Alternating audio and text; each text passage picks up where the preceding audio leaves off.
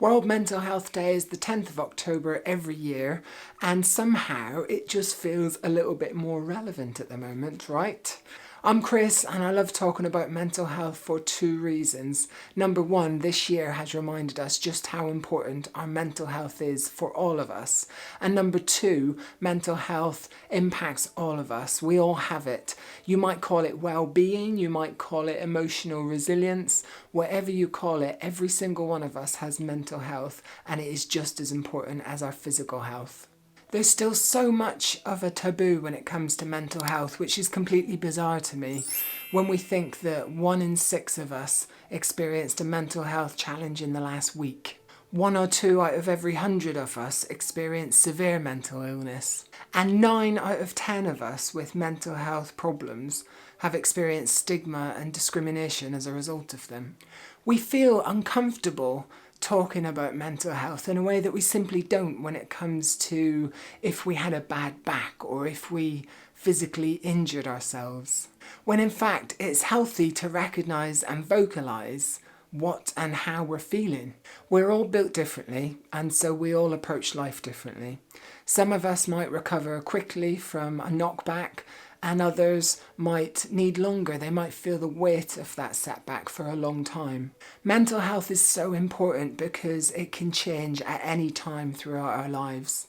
And there are some key ways that we can look after ourselves and our mental health to help our mindset, help our resilience for those challenges that we face throughout life. Before we get into some techniques, if you are new to the channel, do remember to subscribe. There are so many more videos that can support your mindset, your resilience, and of course your mental health on the channel. Okay, so the first technique we have got to get out there is that we all need to get so much better at talking about our mental health challenges. Most of us know and accept that in our logical brain, it's okay not to be okay. When it comes to talking about it, that can be something quite different. And my mental health challenges have included the death of a partner when I was 18 years old. They've included alcoholism in my family, and they've included homophobia.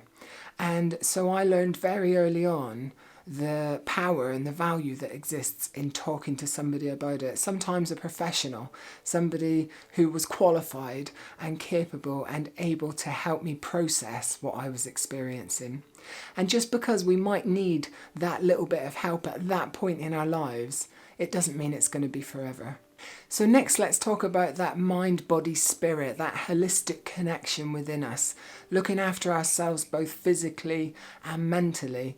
What does that look like? Very simply, it's things like eating well, being more conscious of how we are fueling our body. It's about being active, getting out and about even when we don't want to get those endorphins rushing. And then it's about things like drinking sensibly, which doesn't mean one drink at a time, by the way. All those little crutches that we can lean on, what you might call those unhealthy coping mechanisms, they help us through in the short term, but they're very, very damaging in the long term. It's about really taking stock of what we're doing for our mind, our body, and our spirit. I mentioned earlier that mental health is just as important as our physical health, and our physical health and our mental health are intrinsically linked.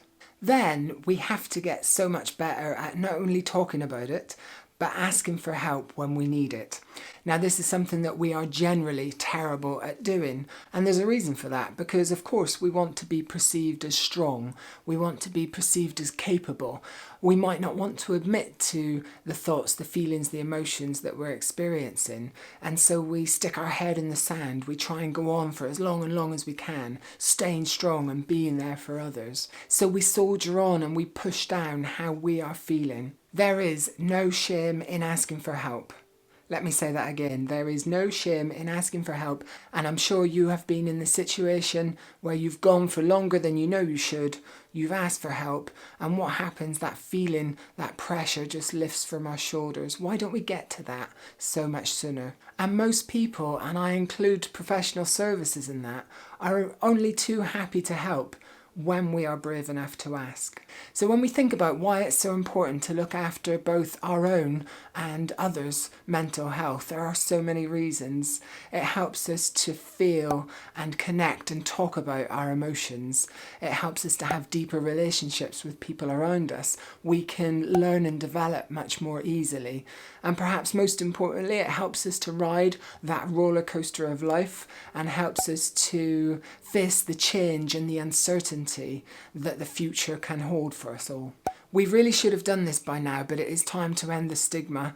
Make your mental health a priority, both now and in the future. If you need more support, head to mentalhealth.org.uk. There's advice, there's support, and there are links to other services local to you whenever you need them. I did a video recently on how to get out of a slump, and give that a look now because the techniques that I talk about there are so relevant when it comes to mental health. Let me know what you think in the comments, and do remember to subscribe and hit that bell so that you know when I'm back for more support for your mindset and resilience. That's all for now. Over and out. I will see you soon. Bye.